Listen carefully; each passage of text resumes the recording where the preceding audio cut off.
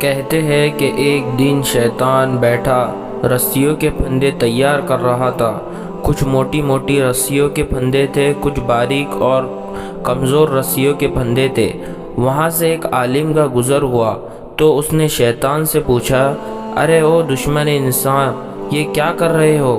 شیطان نے سر اٹھا کر دیکھا اور اپنا کام جاری رکھتے ہوئے بولا، دیکھتے نہیں حضرت، انسانوں کو قابو کرنے کے لیے پھندے تیار کر رہا ہوں۔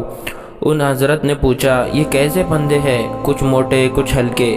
شیطان نے جواب دیا، یہ پھندے ان لوگوں کے لیے ہے جو شیطان کی باتوں میں نہیں آتے، لہٰذا مختلف قسم کے پھندے تیار کرنے پڑتے ہیں، کچھ خوش نما، کچھ موٹے کچھ باریک۔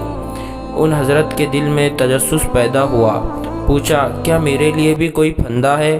شیطان نے سر اٹھا کر مسکراتے ہوئے کہا، آپ علم والے کے لیے مجھے پھندے تیار نہیں کرنے پڑتے، آپ لوگوں کو تو میں چٹکیوں میں گھیر لیتا ہوں، علم کا تکبر ہی کافی ہے آپ لوگوں کو پھنسانے کے لیے۔